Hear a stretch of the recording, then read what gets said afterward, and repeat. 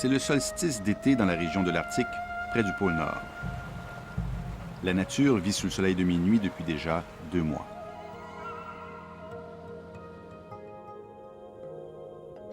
Ici, tout est difficile. Ici, il n'y a rien pour que la vie soit facile, puis la vie est là pareil. Rares sont les visiteurs qui osent aller si loin.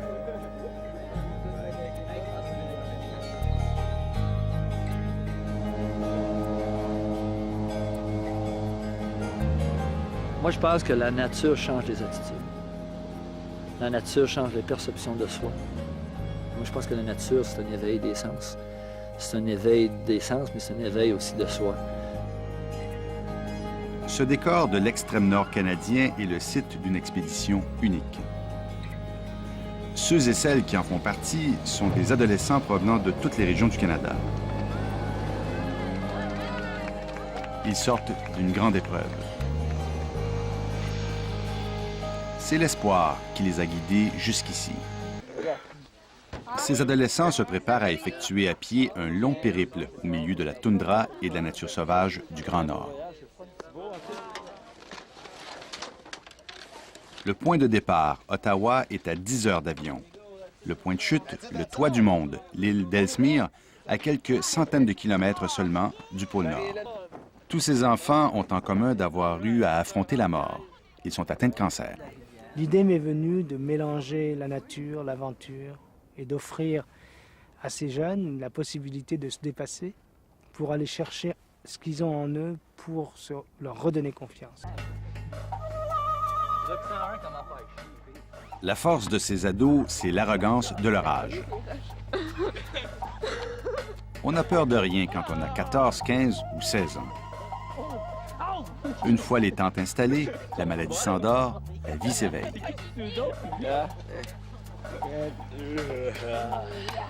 L'homme qui a dirigé ses enfants jusqu'ici est habitué de vivre sur la corde raide.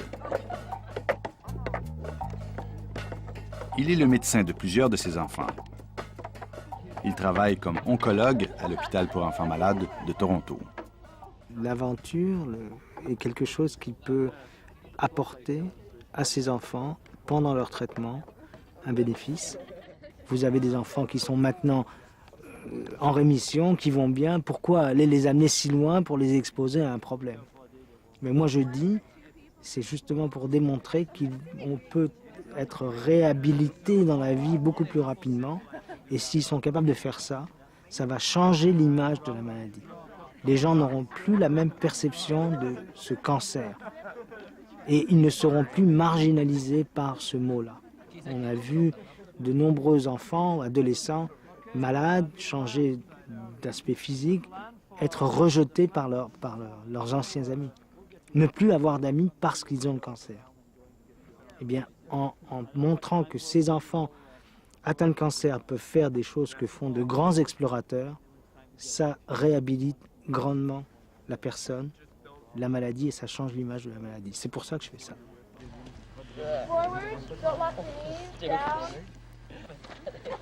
Tous ces jeunes sont engagés dans une bataille dont ils ne connaissent pas l'issue. C'est dur la vie des fois. Pourtant, ils ont tous accepté de relever le défi d'Ellesmere et de sa nature hostile, un défi que la plupart d'entre nous refuseraient. Ces enfants ne se connaissent pas. Ils sont réunis pour la première fois. Ils ont cependant beaucoup à partager. Chacun a connu les pires épreuves. Ils sont des survivants. C'est dur, mais moi, je suis vraiment venue ici pour prouver aux autres qu'on était capable de se surpasser malgré ça, puis qu'on était quand même aussi fort malgré ça, puis qu'on allait être capable de continuer notre vie pareil. It's going to be a great trip because we got a lot of crazy people. It's huge, larger than life. We're gonna do it. It's gonna be really neat. Après une première nuit où personne n'a beaucoup dormi, les jeunes s'activent. C'est tonton frère, là. Puis, c'est le grand départ pour une longue marche de 40 km où les enfants vont devoir se mesurer à la nature hostile de l'Arctique, où la température peut chuter brutalement de 20 à 0 degrés en 1 heure seulement, même en été.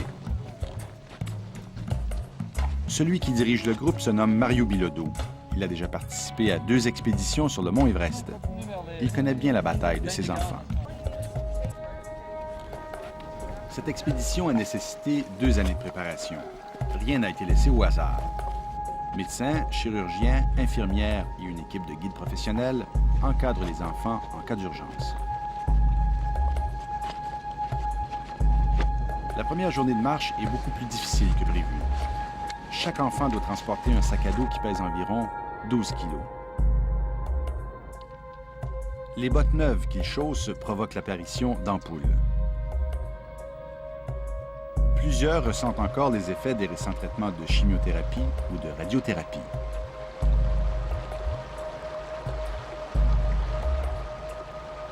À la fin de la journée, le groupe aura finalement franchi 4 longs kilomètres, pratiquement toujours en ascension.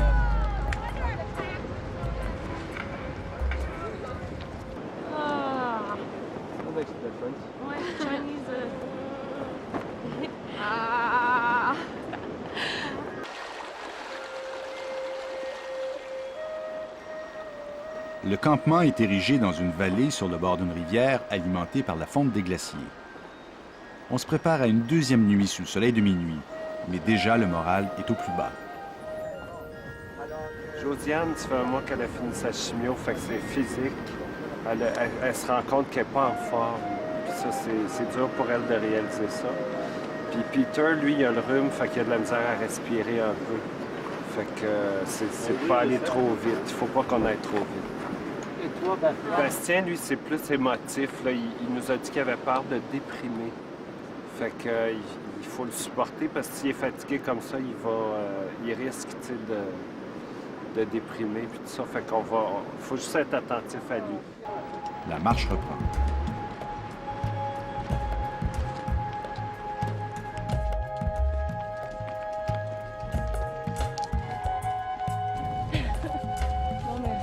On est coéquipiers, Josiane.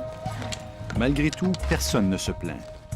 Le terrain est de plus en plus accidenté et les pentes sont de plus en plus abruptes.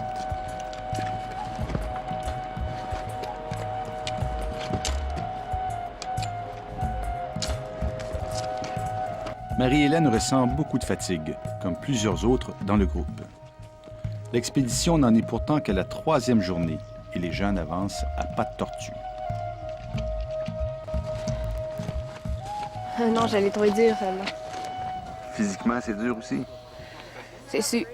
Ouais. Oui. Tu sais, je veux dire, je suis pas en très, très, très grande forme, là. Ouais. Tu sais, ça fait à peu près 8 mois là, que je suis assis ou couché. À la difficulté de l'expédition s'ajoute pour ces ados celle d'être loin de leur petit confort. Je crois que ce voyage-là, il met les jeunes avec une force de vie. Tu sais, aujourd'hui, on a monté cette montagne-là. Ça n'a pas été facile, on était fatigués. C'est une expédition, il y a un côté d'épreuve à ce qu'on vit. Alors, ça leur fait découvrir des forces intérieures qu'ils ne se connaissaient pas nécessairement. Et je suis sûr qu'ils vont utiliser ça après.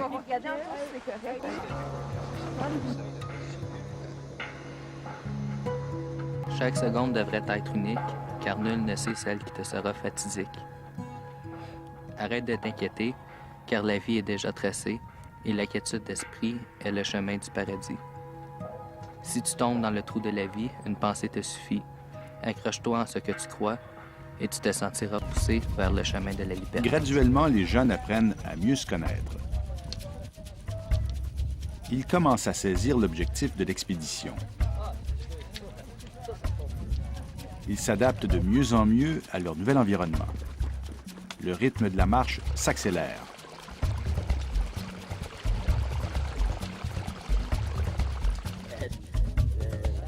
Le moral est bon. L'atmosphère se détend.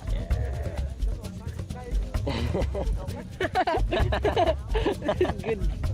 I'm an excellent artist. As of yet, we have not seen an animal, only their droppings. Dans les moments de repos, nos ados s'amusent. Ils parlent de tout et de rien, de musique, de leur école, mais surtout de leur famille si précieuse. Tu le vois plus? Non, mais il y en a 2. Ici, c'est les racines de la vie. Là. 3, 4, 5. reptiles et les orang-outans, les reptiles et les jolis donjons blancs.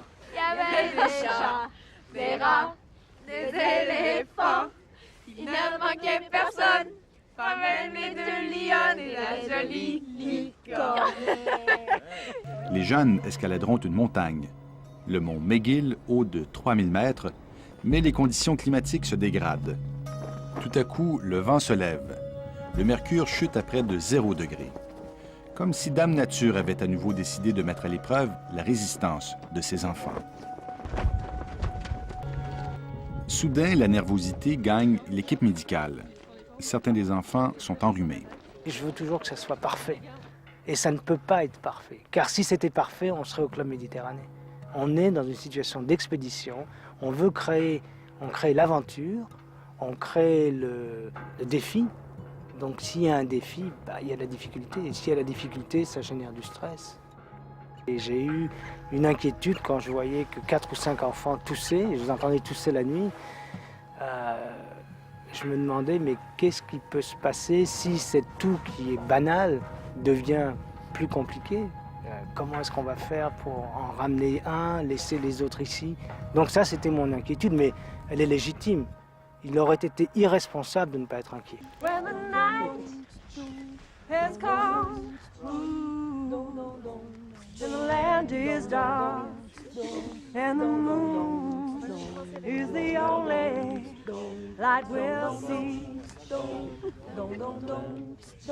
I won't cry, I won't cry. Les gens qui participent sont tous unanimes pour dire qu'il y a un bénéfice évident pour les enfants et pour les soignants. On l'a vécu, on l'a vu, des enfants qui, entre le jour 1 et le jour 7, s'ouvrent complètement physiquement. Leur regard change, leur sourire change. Parce qu'on leur donne l'opportunité de sortir comme un papillon qui sort de son coco. Little darling, stand by me, stand by me. 5e jour de l'expédition. C'est de cette vallée qui n'a pas de nom que commencera l'ascension du mont McGill. Les ados vont enfin pouvoir se mesurer à la montagne. Rien ne peut plus arrêter nos adolescents. Cette montagne est devenue le symbole de leur bataille contre le cancer.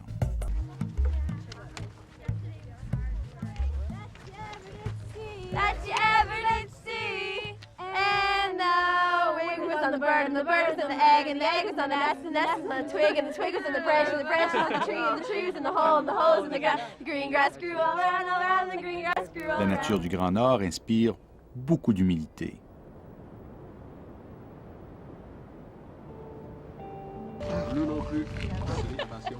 Un bref moment de répit avant l'assaut final.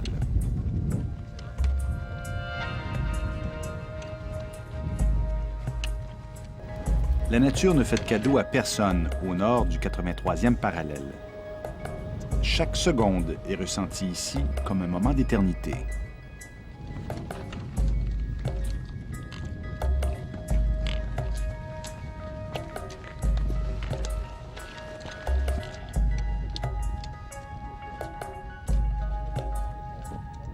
Le groupe avance depuis plus de 5 heures. Il est maintenant trop tard pour reculer.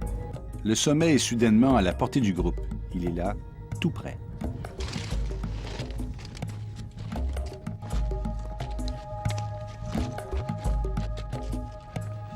C'est avec de petites victoires, un pas à la fois, que ces enfants ont réussi à dominer le mont McGill, comme la maladie qui les fait tant souffrir.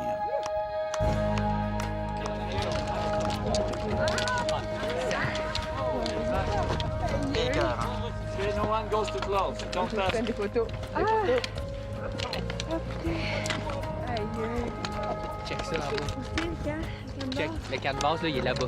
Ah, ouais, le canvas. Congratulations, everyone. Right. Woo!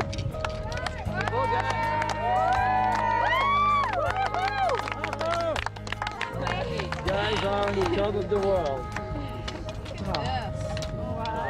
Let's meet the meal. All right. Go, man. Right. Ouais, c'est beau, ça. Oh là là! Le mont McGill est devenu pour ces enfants, cette journée-là, la montagne la plus haute du monde. Ouais, oh, super!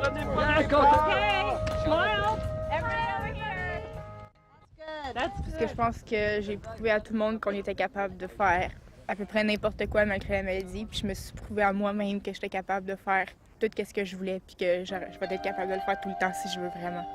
Là, tu regardes la face de tous les autres, là. Puis c'est comme, les autres sont aussi heureux que toi, là. Puis ça te rend encore plus heureux. Puis quand tu vois la face d'un gars comme Mario, qui a monté presque le mont Everest 2 fois, puis que lui aussi il est heureux d'avoir monté ça, tu te dis, waouh, si lui il est heureux, comment moi je dois me sentir, tu sais. Fait qu'on va mettre ça dans le petit pot. Le petit pot, c'est le journal de bord de McGill Mountain qui est caché sous la roche ici. Il y a des messages qui sont écrits là depuis 1958. 58, le plus vieux qu'on a vu? 58, le plus vieux qu'on a trouvé. Aïe, aïe. OK, fait que voulez-vous que je vous lise ce qu'on a écrit? 12 jeunes atteints du cancer provenant de toutes les provinces du Canada ont fait l'ascension